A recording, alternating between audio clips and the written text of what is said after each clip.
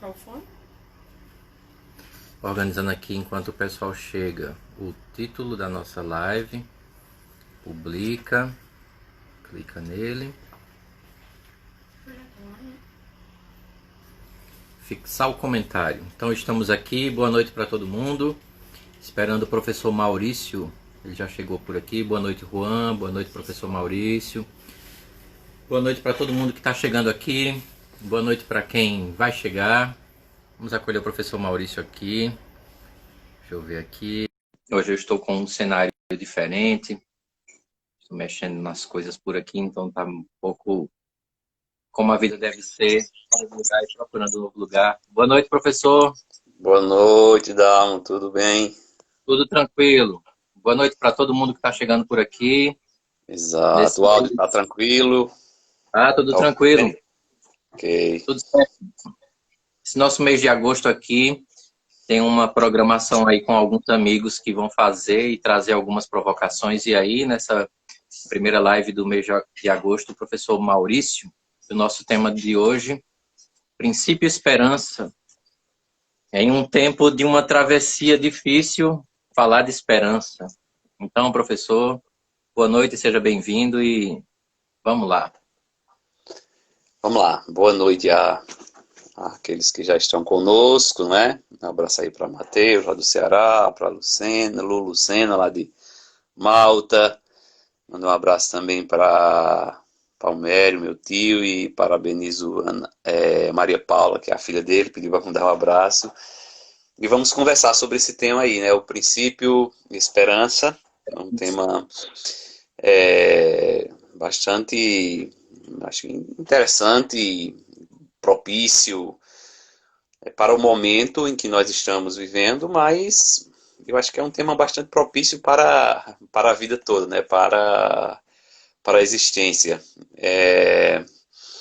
Eu tomo como referência, né, aqui, assim, a nossa conversa um pouco aquilo que escreveu o Ernest Bloch, que tem, né, talvez sua principal obra intitulada O Princípio Esperança, né? E ele vai dizer que toda antecipação, né, em qualquer tempo, em qualquer lugar, é aquilo que compõe a estrutura simbólica de qualquer utopia, né?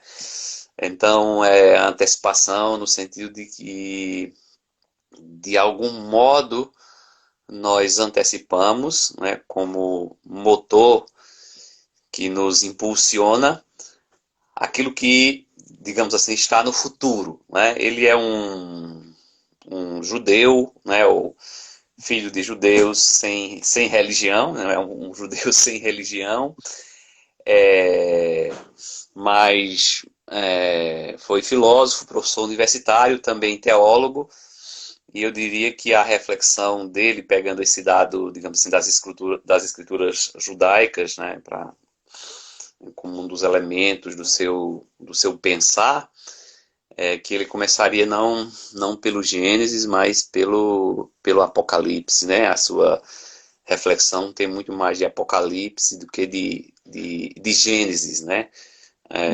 Muito mais de um olhar voltado para uma ideia de futuro e de esperança do que uma ideia voltada para o início, o começo ou a criação. Então seria começar pela apocalíptica ou começar pelo fim de alguma maneira. Mas o que eu acho interessante no blog nós temos a publicação, a tradução em português em 3 volumes, eu acho que pela Contraponto, não é? São 3 grossos volumes, mas aí é um pensador muito interessante, né? Ele nos traz uma proposta para reflexão a respeito da esperança pelo menos do ponto de vista filosófico, quando nós pensamos em esperança, nós já evocamos um tema caro à tradição da filosofia política, que é o tema da utopia, né, que de alguma maneira já se manifesta nos antigos, mas tem, digamos assim, a sua grande expressão, pelo menos como título no texto do Thomas Moros, né, ali do século XV para o século XVI, com a chamada utopia, né, que é uma cidade, uma região, uma ilha, na verdade, né? Em que não existe dinheiro, em que não existe desigualdade, né? E aí, claro que é o cuidado para não se pensar a utopia só a partir da sua etimologia, né? Que é o não lugar, quando Isso. na verdade a utopia na verdade um lugar de onde se pode estabelecer uma crítica contundente àquilo que aí está, né? Ou seja, se a utopia, enquanto texto, enquanto essa ilha, né, que Thomas More está pensando, está refletindo, ela, digamos assim, não existe de fato, ela não é palpável, na verdade ela está sendo uma crítica à sociedade desigual, né, a sociedade que explora. Então, assim, do ponto de vista político, o tema da utopia ele é muito interessante e eu acho que não tem como, pelo menos numa reflexão filosófica, como desvincular esse tema da esperança do tema da utopia, né? Claro que a esperança, nós podemos conversar aqui e pensar a partir do ponto de vista mais subjetivo, né, mais pessoal, mais existencial de cada um, mas se nós pensarmos do ponto de vista coletivo, do ponto de vista social e político, eu acho que a palavra utopia ela se assemelha muito a essa ideia de esperança, né? É a esperança coletiva. A esperança coletiva seria uma espécie de utopia, né? Seria E aí, para introduzir, por assim dizer. uhum. E aí a gente percebe no bloco uma relação entre utopia e esperança e um debate necessário sobre a palavra utopia, né? Porque é interessante perceber a esperança enquanto aquilo que não encontra o seu lugar efetivo, né? E aqui eu trago uma possibilidade de debate com a psicologia analítica, porque nessa perspectiva analítica, a esperança é como se fosse algo que você vê, deseja, mas sempre que você chega perto, ela dá um outro passo adiante.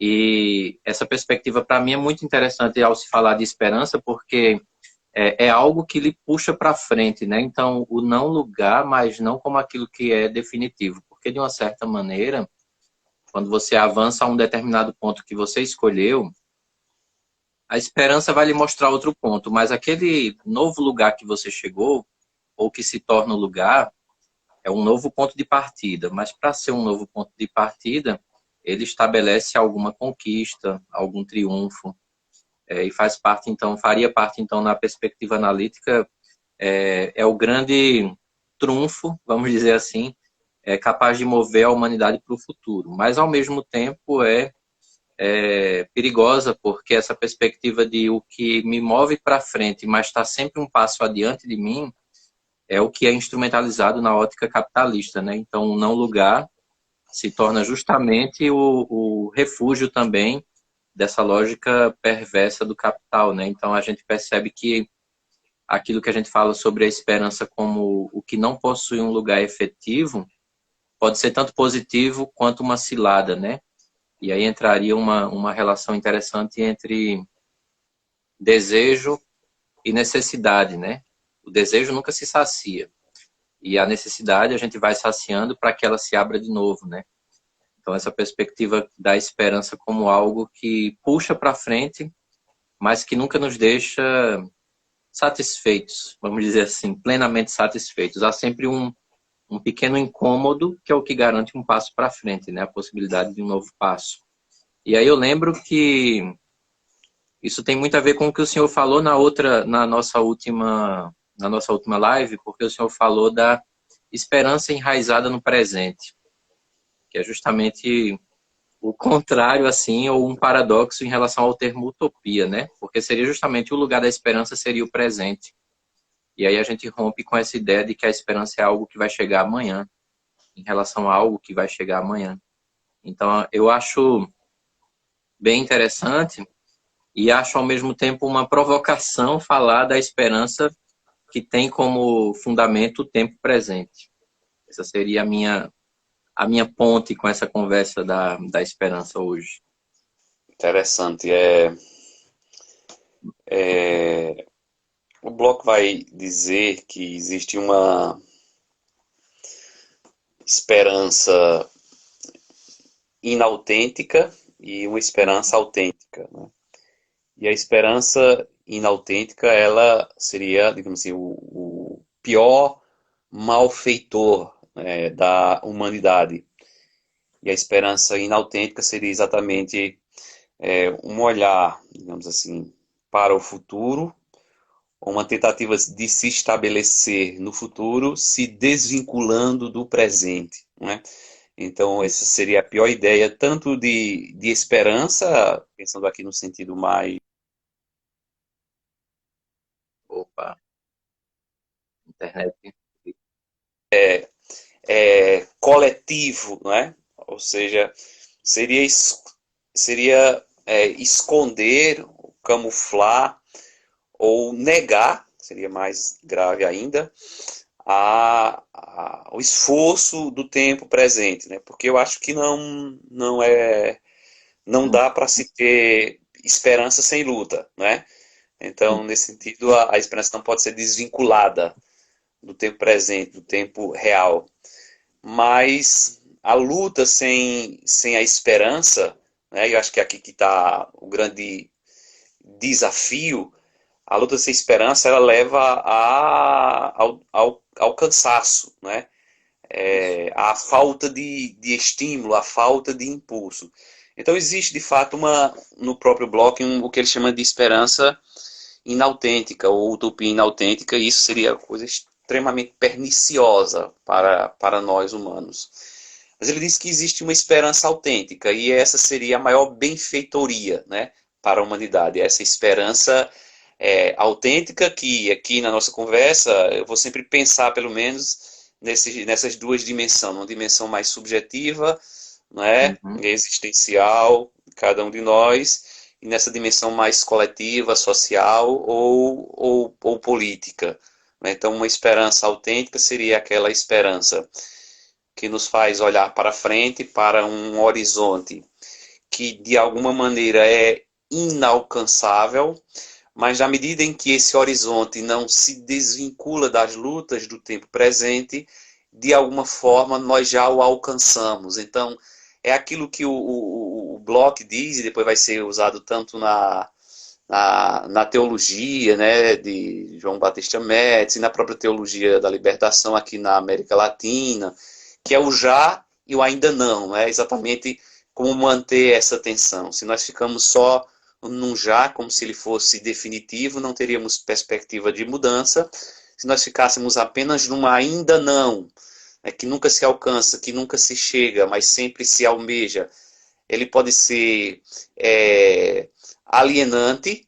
Então, essa tensão entre o já e o ainda não. Então, essa esperança autêntica, para mim, é aquela em que nós não negamos o tempo presente que nós estamos vivendo. Né? Inclusive, os dramas, as angústias, e a esperança inautêntica seria uma espécie de ilusão fantasiosa, né, de que todos nós vamos ter um futuro desprovido de dificuldades, e aí certamente o risco de cairmos nas malhas, digamos assim, da propaganda capitalista é enorme, né? Eu Sim. estava lembrando hoje, nesse tempo de pandemia, quantos bancos já lucraram, né, bilhões e bilhões, e, digamos assim, as pessoas mais pobres, o outro lado da moeda, afundando cada vez mais nas dificuldades. Aí você vê uma propaganda na televisão, né, do banco, dizendo que está dando as mãos a todos, que estamos juntos nessa luta para sairmos da pandemia. Então você vendo esse tipo de propaganda, parece que aquilo está ali estimulando que você vai conseguir. Quando, na verdade, esse tipo de instituição que produz a desigualdade, por exemplo, no Brasil, é uma coisa aberrante, né, o quanto os bancos lucram, na verdade é um tipo de discurso que, na realidade, explora, está sugando, né, mas o discurso é de que você vai conseguir porque nós estamos de mãos dadas, né, e aí é um tipo de expectativa alienante que, inclusive, é alimentada, né, pelo capitalismo. Eu tenho algumas ressalvas em relação a alguns discursos, que ele tem um lado interessante. Eu acho que nessa discussão até, não sei se com a psicologia ou com, se não necessariamente com a psicologia, mas a gente escuta muito discurso aí, inclusive muitas pessoas falando muito de boa vontade, assim, da sua história pessoal e geralmente tem um discurso assim, eu era de família muito humilde, eu fui de família muito humilde, mas hoje eu consegui. Então, assim, parece um discurso bonito, interessante, e todo mundo é capaz de conseguir. Mas quando você faz um discurso como esse, você já está fazendo uma diferença, em que aquilo que é humilde é menor, né? E o fato de você ter conseguido, quando se fala de conseguir, talvez seja no sentido de mais recursos, porque a vida melhorou, como se isso fosse realmente melhor. Então, assim, a intenção das pessoas que dizem isso, geralmente é uma intenção interessante, boa, que parece que estimula todo mundo, mas ao mesmo tempo você está reproduzindo um sistema extremamente desigual, que olha para a situação dos mais humildes com uma visão extremamente preconceituosa, não é? Então, eu acho que a esperança autêntica, ela não pode nos tirar da realidade. Uhum. É interessante quando o senhor faz essa ressalva a alguns tipos de discursos, porque eu lembro que há algum tempo eu tenho falado, o senhor também fala, essa questão da instrumentalização da esperança. E aquilo que se torna uma exceção à regra termina sendo assimilado pela estrutura e transformado em exemplo para confirmar a própria estrutura. E aí eu lembro que eu falei sobre um filme, A Procura da Felicidade, com Will Isso. Smith. Justamente, você assiste aquele filme de uma ponta a outra, você vai entendendo que o discurso é para dizer que a felicidade está atrelada ao triunfo financeiro dele. Só que aí quando você vê aquela história, que é uma história muito sofrida, aquilo é a exceção à regra. Não quer dizer que todo mundo que atravessar as dificuldades vai ter aquele sucesso. Só que aí é que está a instrumentalização, né, da esperança, porque faz você acreditar que se você não conseguir é porque o seu esforço ainda não é o esforço suficiente para se chegar a um determinado nível, né? Então essa instrumentalização. Por isso que esse discurso que mostra uma realidade mais humilde, mais eu venci e tal, esse tipo de discurso, alguém que vem de uma condição muito muito sofrida e consegue vencer na vida, ele não é resultado do esforço dentro do sistema, ele é uma exceção, é uma anomalia dentro da estrutura, vamos dizer assim. Só que aí o sistema assimila aquilo que é anomalia e transforma em propaganda. Então, aqui a gente Exato. tem um recurso poderoso e perigoso, porque a gente começa a ver a esperança da seguinte forma: o dia de amanhã vai ser melhor dependendo do meu esforço, do meu empenho. E essa questão dramática e até trágica que a vida tem, muitas vezes rompe os esforços das pessoas, né? Então não adianta só o seu esforço, o seu empenho, tem outras estruturas e instâncias que podem interferir. E aí a esperança, além de ser inautêntica, né, como o Bloch fala, termina sendo destrutiva. Porque quando você percebe que não alcança, você vai trazer para a sua responsabilidade o não chegar, né? Não cheguei até ali porque me faltou alguma coisa. Mas não é que faltou, é que o sistema é esse, né? A estrutura é essa. Ela E acaba. trazendo. Oi? Não, Sim, pode professor. continuar. Eu só Trazendo ia para dizer esse. que ela acaba sendo adoecedora, né? Esse tipo de esperança. Justamente. Ou, na verdade, esse tipo de discurso, né? Por trás da esperança. É. E aí é interessante porque, por exemplo, quando o senhor falou de um debate, um diálogo com a psicologia. E na psicologia analítica, o princípio da esperança aparece assim. A esperança é o resultado de uma angústia existencial.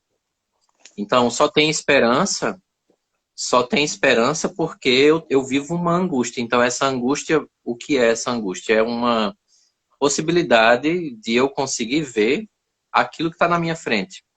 Mas é angustiante essa percepção, porque eu tenho que romper com várias coisas. Então, só existe esperança porque a pessoa, de alguma maneira, dialoga com a sua própria angústia e com a angústia do mundo, né? E aí ela constrói saídas a partir dessa sensação angustiante. E aí eu acho que essa dimensão angustiante da esperança é algo muito sonegado nesse nosso modelo de sociedade.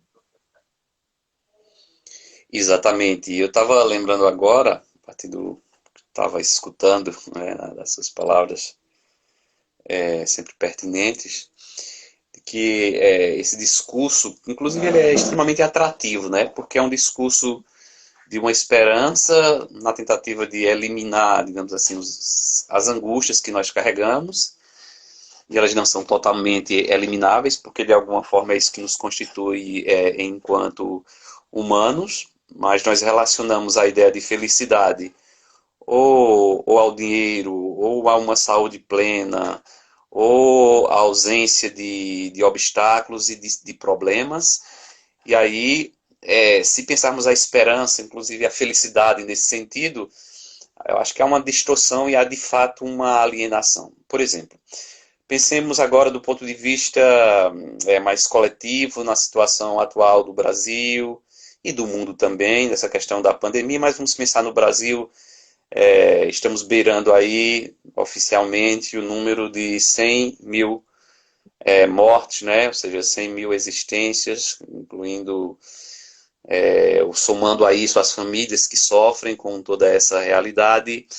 E aí o discurso, inclusive nos telejornais, nas propagandas dos bancos, e às vezes até no nosso próprio discurso, né? E a gente entende, às vezes, por que também esse discurso é de que nós vamos vencer. Nós vamos vencer. Quando, na verdade, se nós pensarmos coletivamente, e esse vamos vencer tomara que com alguém muito próximo, com alguém da minha família, não aconteça nada do ponto de vista daquilo que o vírus acarreta, sobretudo, digamos assim, no seu efeito mais letal. Mas se nós pensarmos, digamos assim, a partir de uma esperança mais autêntica, significa dizer não deixarmos de lutar, não deixarmos de acreditar, não deixarmos de criticar aquilo que precisa ser criticado, não deixarmos de fazer o que pode ser feito, não deixarmos de ser solidários, se nós considerarmos tudo isso, mas considerarmos uma esperança, digamos assim, realista, nós temos que admitir que, embora exista o discurso de que nós vamos vencer, nós temos que admitir que nós já perdemos, do ponto de vista coletivo. Nós já perdemos e muito. Né? Já perdemos e muito. Então, sem eliminar a esperança autêntica, nós temos que admitir que há uma guerra em que nós estamos perdendo. Né? Então, assim, negar isso seria mergulhar numa espécie de utopia ou de esperança desprovido daquilo que é a realidade mais humana. Por exemplo, o Bloch, né, no texto, no prefácio, ele vai começar com as perguntas que a gente encontra em vários outros lugares, mas aquelas perguntas básicas, né, que nos faz mergulhar na existência. De onde viemos, né? De onde viemos, quem somos, né?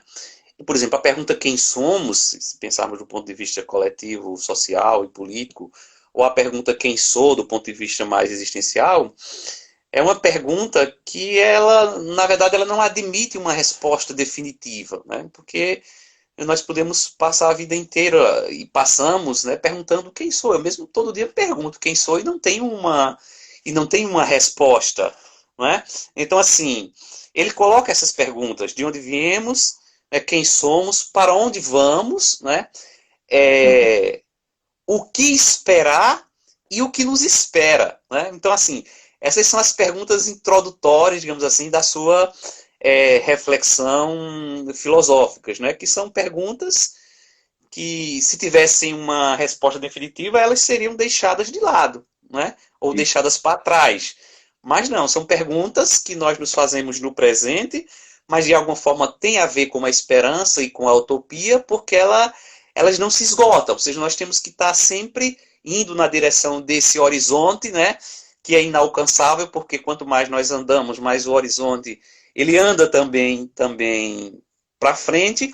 Mas eu acho que nesse andar, ou durante esse andar ou esse percurso é exatamente o processo de conquista, né, de conquista e também de algumas derrotas, de algumas vitórias, de angústias, de alegrias, mas é isso que nos move, né? Essa antecipação, né? Como diz o Bloch, é o que constrói qualquer simbologia autêntica da esperança e, e, da, e da utopia, né? São essas perguntas que, na verdade, elas não têm uma resposta e tenta-se dar uma resposta, né? Porque às vezes nós queremos respostas prontas, né? Que na filosofia isso não é muito possível, mas às vezes no nosso dia a dia nós queremos respostas claras. E aí o Bloch, a gente pode até explorar um pouquinho isso um pouco mais para frente, deixa eu olhar a questão do tempo que passa rápido, mas o Bloch vai fazer uma crítica muito contundente à questão da filosofia positivista, né? Dessa filosofia e dessa mentalidade, dessa cultura muito pragmática, muito objetivista, que tem resposta para todos os problemas. Nós temos problemas e nós encontramos a solução fácil, né? Basta dar um clique, por assim dizer. E o Bloch vai ser muito crítico. Ele é um filósofo que tem uma filosofia, digamos assim, muito marcada pelo hegelianismo e pelo marxismo, né? Pela dialética e pela importância dessa questão material. E se nós pensarmos assim que ele é um judeu não religioso ou um judeu ateu, ou alguém que fala da esperança ou da utopia sendo ateu, né? Alguns poderiam ver isso como algo, digamos assim, difícil de se entender e de se compreender, mas eu acho que nesse ateísmo dele tem algo muito interessante, porque é um tipo de discurso que fala para o humano como um todo, e não para um determinado setor do humano, ou para um determinado tipo de crença. Né? O Bloch todo o tempo está falando dessa questão, dessa esperança que move o humano, seja qual for a sua situação. Necessitamos dessa esperança que nos move, mas sempre, digamos assim, amarrada, né, à realidade da luta do tempo presente. Daí essa questão, digamos assim, mais material, né? Mas sem nos apegarmos aos fatos, porque ele vai dizer, né, no materialismo, no marxismo, os fatos são acontecimentos que passam, né? Tem algo que vai para além desses fatos e nós podemos explorar um pouquinho isso, talvez depois de alguma outra pergunta, alguma outra questão que você queira colocar também, para não ficar falando demais apenas. Alguém aqui, deixa eu ver quem foi, fez uma colocação bem interessante. Gildean. É interessante que os meios de propaganda incitam no psicológico uma esperança, visando o horizonte positivo, e isso, na verdade, só chega a causar ansiedade. Isso tem um peso.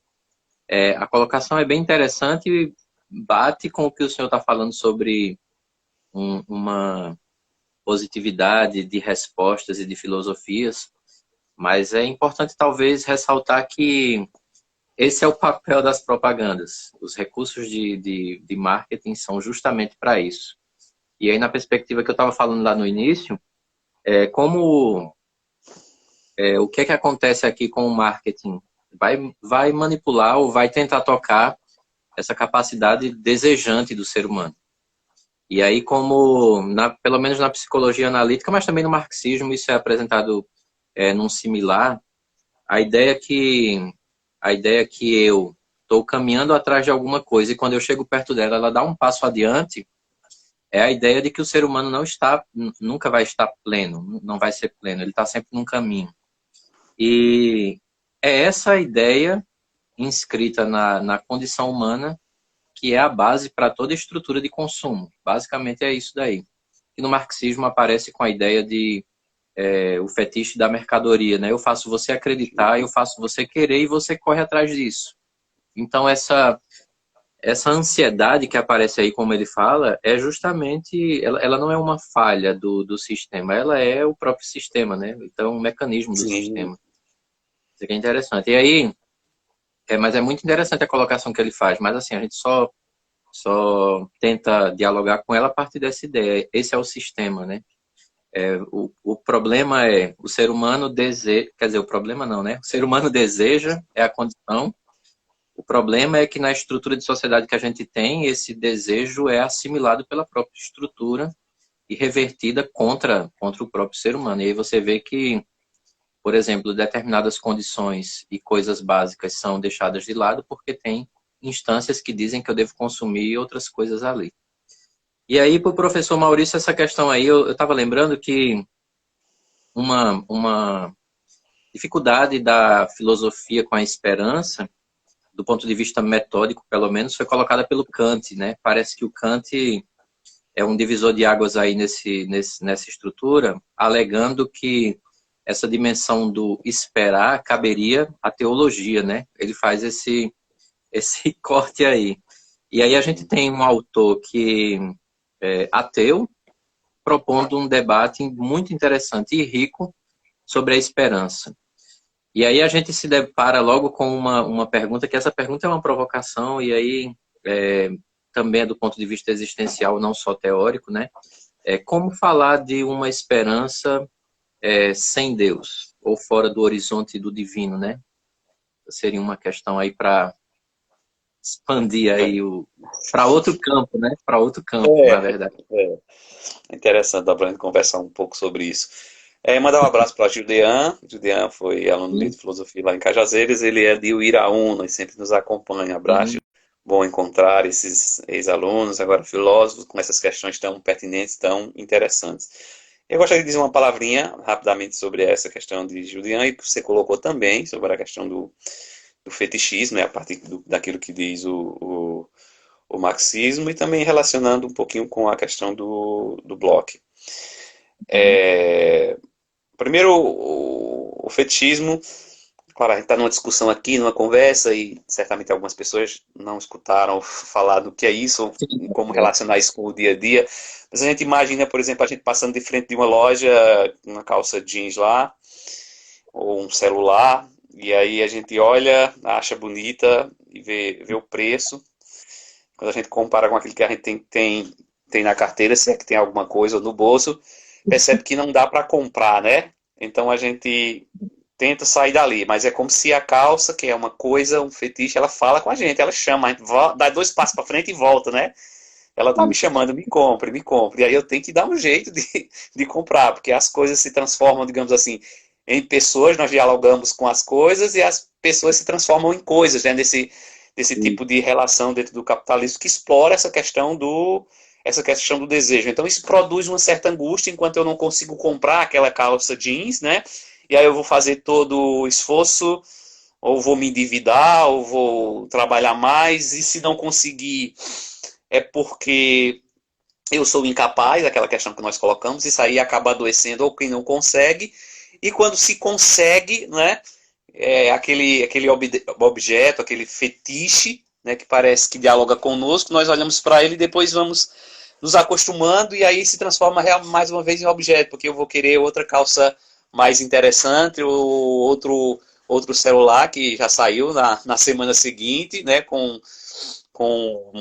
mais atrativos e geralmente um pouco mais caro, e a ideia de aquilo que é mais caro dá status, e aí nós nos envolvemos nisso de tal maneira que, quer dizer, tem desejos e tem respostas prontas, quando na verdade o capitalismo explora de fato essa questão de que o desejo, né, pelo fato de ser desejo, ele nunca vai ser suprido, porque senão deixaria de ser desejo. Então aquilo que você colocou aí entre necessidade e desejo, né? Se nós fôssemos nos perguntar de que realmente nós necessitamos, né?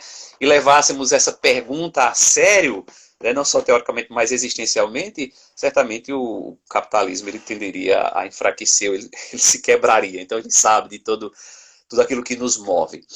Depois o Bloch tem uma coisa interessante contra esse positivismo, né?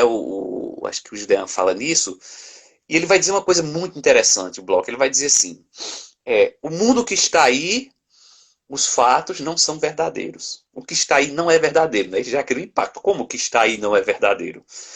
Aí ele vai dizer, existe um outro conceito de verdade que para ele é mais interessante, que ele diz que é o conceito de verdade como valor. Ou seja, uma diferença entre verdade como fato, né, e uma verdade como valor. E aí ele vai substituir, né, esses fatos pelos valores. É por isso que ele vai dizer, o mundo que está aí não é verdadeiro. O que é que significa dizer que o mundo que está aí não é verdadeiro?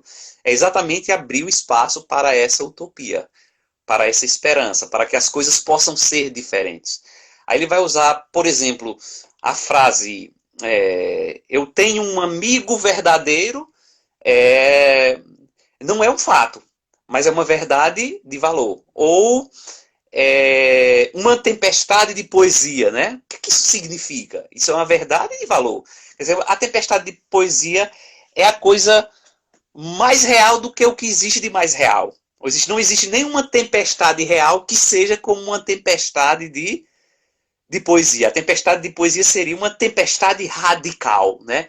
Então seria essa coisa que de alguma forma é utópica, mas não é o fato do mundo que está aí, mas é algo que é mais radical do que o que está aí. Então a esperança, ou o que está por vir, é mais radical do que está aí. Então é esse está por vir, abraçar esse que está por vir, sem deixar de estar, digamos assim, com os pés plantados na realidade histórica que necessita de tanta luta, de tanto esforço. Seria uma dimensão. E a outra sua pergunta, que é provocante, extremamente desafiadora, como pensar, né, uma esperança, digamos assim, sem Deus. Eu diria, a partir de Bloch, que essa questão que ele coloca como esperança não só torna possível, talvez, uma resposta a essa sua pergunta, mas ela também é capaz de incluir uma esperança com Deus. Ou seja, ele tem muito interesse também pela religião. Então, ele é quando eu digo que a perspectiva dele é uma expectativa totalizadora, porque ele pensa no total a partir do marxismo, mas muito mais do que isso, porque envolveria quase que uma coisa cósmica. E quando você pensa na totalidade, você estaria incluindo, digamos assim, os ateus ou os não crentes e também os crentes, porque eles também estão dentro desse âmbito do humano. Então, se nós podemos pensar aqui, nós poderíamos pensar também no humanismo, né? Não num ateísmo que descarta, ou que despreza, ou que marginaliza, ou que deixa de fora aqueles que acreditam. Digamos assim, o ateísmo é um ateísmo dele. Mas para ele, esse ateísmo ele é mais abrangente porque ele toca todos os humanos. Quando você parte de uma fé, ou quando você parte de uma crença, ou quando você parte de uma tradição, né, você tende a negar o restante, ou tende a negar a pluralidade. Então, se você parte de uma esperança baseada só numa crença, ou baseada numa profissão explícita de fé em Deus, você deixaria de lado aqueles que não professam essa fé. Enquanto que você, partindo de um ateísmo, então o ateísmo de Bloch, eu diria que ele é muito mais includente do que muitas profissões de fé. Então é uma esperança que é uma esperança do humano, independentemente da situação em que você se coloca. Então ele traz essa transcendência para dentro da imanência, né? Até que é possível dizer que em Bloch existe um transcender sem transcendência. Ou seja, é um pouco aquele também que existe em Sartre, né? Mas eu acho que aqui o Bloch coloca de uma forma, na minha compreensão, um pouco mais interessante. Esse transcender sem transcendência. Existe esse movimento na direção do horizonte, como você colocava no início, mas esse horizonte ele é inalcançável, né? Se a gente comparar isso com a questão da religião ou da fé, por exemplo, para quem não é ateu, para quem é crente, né? Para quem acredita, você tem uma transcendência, você tem um horizonte na direção do qual você caminha, e no final de tudo você vai alcançar esse horizonte. Né? No Bloch existe o horizonte, mas o horizonte é inalcançável, né? Ou seja, é ele que nos move continuamente. Enquanto nós existimos, enquanto nós estamos vivos, né, a esperança existe. A esperança, digamos assim, é algo que está ligado a todo mundo. Claro que a vivência dessa esperança também ela varia, porque ele diz que diante dessas perguntas, quem somos, para onde vamos, o que esperamos, o que nos espera, ele diz que diante disso nós temos ou a situação de angústia ou a situação de medo, e esse medo e essa angústia podem nos aprisionar, ou nós podemos ter a esperança, que é aquilo que é capaz de fazer com que mesmo com essa angústia nós caminhemos acreditando em dias melhores e lutando por dias melhores, sem, digamos assim, nenhuma é, ingenuidade. Então, eu acho que ele inscreve essa esperança no humano, né? E aí, Sim. inscrevendo no humano, ele não estaria descartando aqueles que são humanos e que professam a fé, mas também não Uhum. descartaria de modo nenhum aqueles que são humanos e que são ateus ou agnósticos. A esperança está arraigada dentro da humanidade. Isso, agora eu acho que também é uma oportunidade para a gente passar limpo um pouco, é uma ousadia querer passar limpo. Mas assim, essa ideia da esperança na filosofia do Nietzsche, que o senhor tem familiaridade, eu também gosto muito do Nietzsche, apesar de me sentir mais próximo de Camus ultimamente do que de Nietzsche, Né? mas assim, a ideia a esperança como prolongamento de todos os males, né? É mais ou menos assim que o Nietzsche vê. Ele faz umas críticas aí ao conceito de esperança, dizendo que, de uma certa maneira, isso é quando ele está comentando aí o mito grego de Pandora, da caixa de Pandora. Por que que a esperança é quem fica na caixa? Se é a caixa de todos os males, por que que ela está ali? E aí ele faz uma crítica dizendo que, de uma certa maneira, a esperança termina prolongando a doença, o sofrimento. E aí isso termina sendo muito mal interpretado, porque a ideia é de que não existiria, então, nenhum elemento de verdade naquilo que a gente está chamando aqui de esperança. Mas aí eu acho que o Nietzsche está propondo é justamente uma crítica a essa esperança desenraizada da realidade, né? Porque também, voltando ao mito lá, como o Nietzsche faz, essa ideia da caixa de Pandora, a caixa de todos os males, a esperança lá dentro, é para dizer, talvez, que se a esperança não se enraiza no presente, não debate os dramas, ela, de fato, prolonga o sofrimento. Ela teria, então, esse teor de aprisionamento, né? Aprisionaria. Seria o pior, na verdade, seria o pior de todos os males, uma vez desenraizado ali do tempo presente, dos desafios do tempo presente. Na minha opinião, o Nietzsche está propondo uma crítica a esse conceito de esperança sem fundamento no presente. E aí eu jogo para o senhor a bomba e espero aí para ver como é que o senhor vê essa perspectiva nietzschiana acerca da esperança. Nietzsche é um crítico, digamos assim, ferrenho, daquilo que se chama de tradição metafísica do pensamento ocidental, filosófico. E, de alguma forma, eu penso que essas críticas que Nietzsche faz em relação à esperança e em relação a tantas outras realidades ou conceitos, é porque, digamos assim, historicamente esses conceitos estão vinculados a essa visão, né, metafísica, que seria uma espécie de instância superior. Claro que aqui eu estou reduzindo o conceito de metafísica, porque ele é muito mais amplo, não tem como a gente tratar numa live, mas como uma instância superior, é, desvinculada da realidade. Então, uma coisa é a história, outra coisa é uma verdade perene, né? Uma coisa é o devir, outra coisa é o eterno permanecer do ser. Então, assim, quando se pensa em esperança dentro dessa tradição, e ainda hoje isso existe, é a ideia de pensar uma esperança como se fosse uma instância independente e desvinculada da história e do humano. Então, a ideia de esperança, nesse caso, em Nietzsche, não a que Nietzsche critica, mas a que Nietzsche poderia admitir, é Uhum. exatamente uma esperança que não está fora do humano, né? Ele vai dizer que nós poderíamos aqui, de alguma forma, usar essa frase associando aquilo que Nietzsche diz, que a esperança é algo humano, demasiado humano. Então, se eu penso nesse sentido, né, para citar uma das obras de Nietzsche, se a esperança é algo humano, demasiado humano, e aí acho que dá para fazer uma relação com o Bloch, então é possível entender qual é a crítica que Nietzsche faz. É a ideia de uma esperança como se fosse uma instância superior que, de alguma forma, ela vai nos regulando, digamos assim, ela regula o meu ânimo e as coisas elas andam de acordo, né, com a minha reverência ou não diante dessa instância, que seria uma esperança desvinculada. Né, quando, na verdade, a esperança ela é humana. Eu acho que nós temos um problema também no português de linguagem, né? Não Uhum. no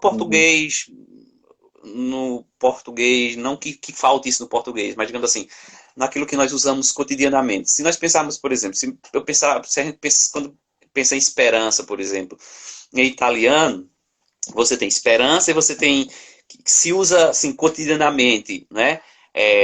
Sperare, que estaria ligado a essa ideia de esperança, o verbo é ligado a esse substantivo, e tem outro verbo que é o verbo aspettare, né? Então, aspettare é no sentido de você esperar um ônibus, de você estar parado esperando que algo chegue, né? Quando no português, usualmente, nós falamos de esperar para os dois sentidos, né? Esperar no sentido de estar estático ou de braços cruzados, esperando que algo aconteça, né?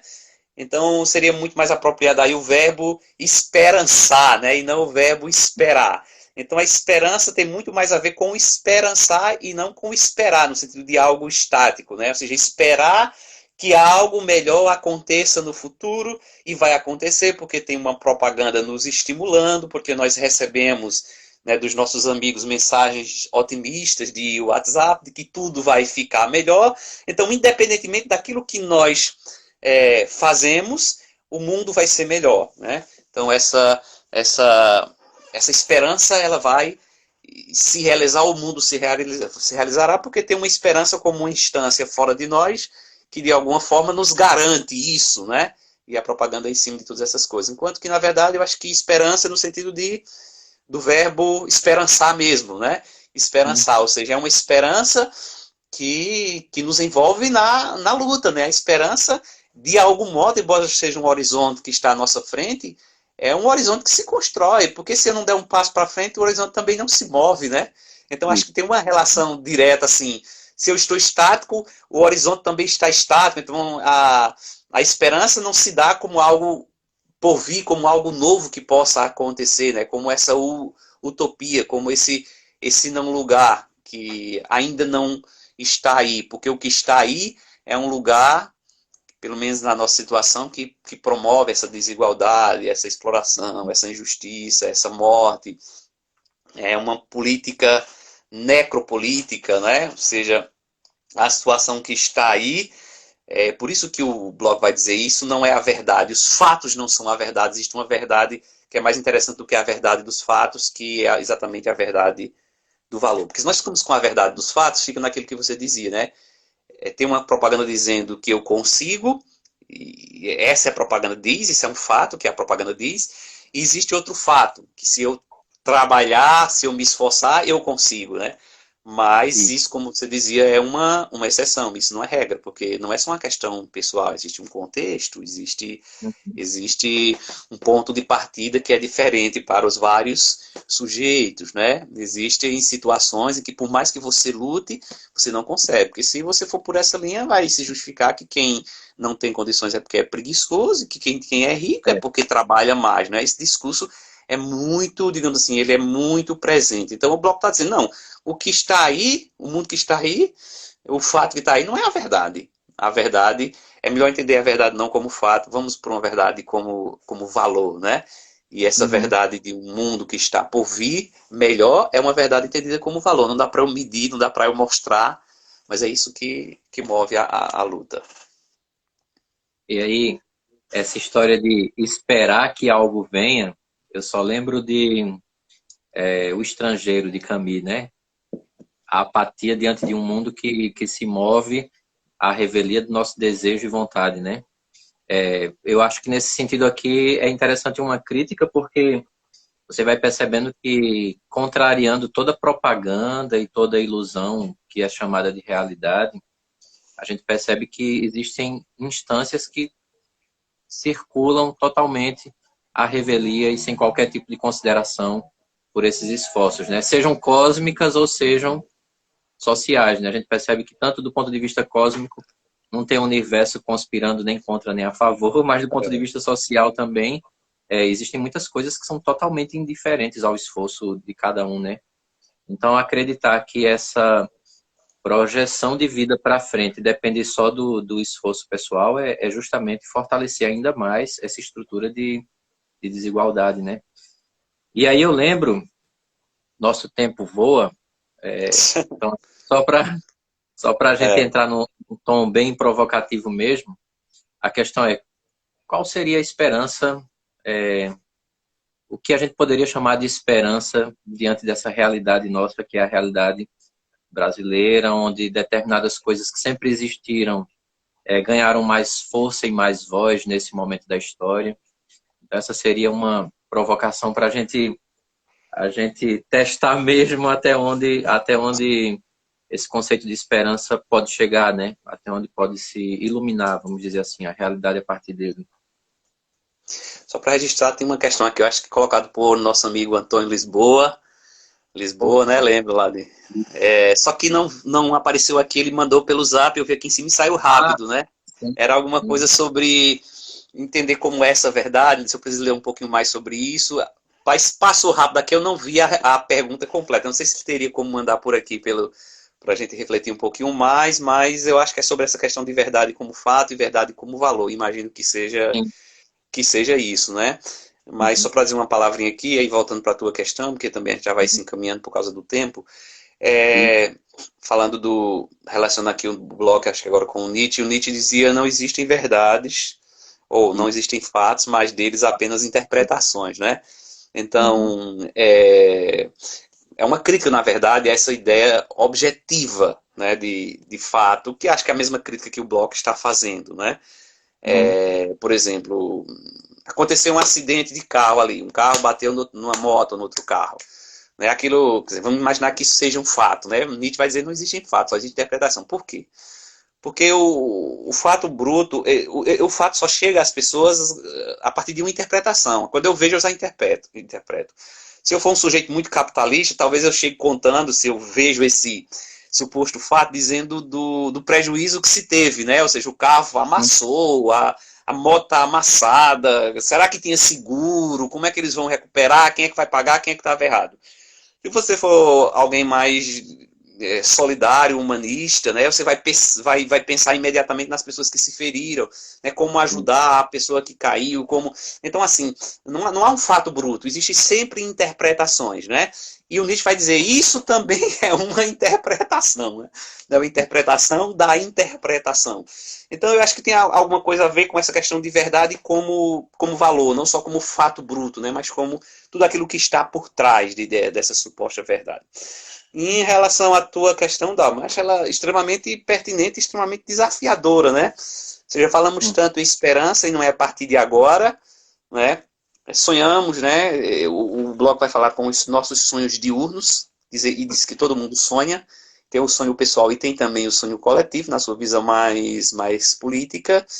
E de repente a gente se depara com um mundo que está aí, embora diga que não é verdadeiro, Sim. Uhum. que muitas vezes se apresenta como pior do que o que estava, né? E é possível que piore ainda mais, né? Então, assim, como encaixar a noção de esperança dentro desse contexto? Mas é interessante que mesmo com um mundo que está aí, que para o Bloco não é verdadeiro, mas de alguma forma é um fato, né? E o fato de alguma forma ele parece é, se sobrepor sobre a esperança enquanto um porvir, né, enquanto uma ideia de um mundo melhor, é interessante que, apesar dos pesares, né, essa ideia de esperança ela não morre. Quer dizer, os fatos, digamos assim, a violência, né, o racismo, o preconceito, né, que está aí, a necropolítica, ela, por mais que esteja aí como um fato, ela não consegue eliminar a esperança. Quer dizer, a política da morte consegue eliminar vidas, mas não consegue eliminar a esperança de que é possível que nós tenhamos uma biopolítica no lugar de uma necropolítica. Né? De alguma forma, eu acho que a esperança ela encontra um lugar que é um lugar real. E é uma realidade, digamos assim, maior do que os fatos, porque é uma realidade mais radical. Ou seja, ainda continuamos sem cruzar os braços, né? O Bloch vai dizer que o pior de tudo, a pior situação, e aí ele está falando de uma esperança ou de uma utopia inautêntica, é quando nós nos resignamos.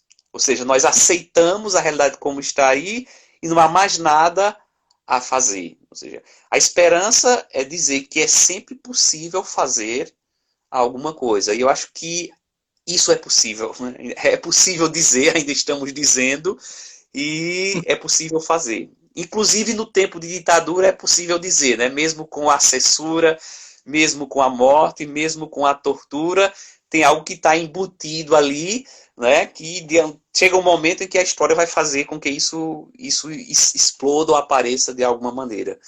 Então acho que Uhum. é isso a esperança. Nós temos aqui 3 minutos. Eu vou propor que a gente feche esse momento e retorne numa Imediatamente segunda volto. parte. Isso, agradecendo a todo mundo que passou por aqui, até aqui, chamando para voltar, não demorem muito. O nosso segundo momento vai ser um pouquinho mais curto, porque o professor Maurício tem um outro compromisso, então a gente vai ficar ali uns 10 minutos, 15 minutos. Aí vamos lá, então, a gente vai encerrar aqui e Bom, volta rapidinho. Até mais.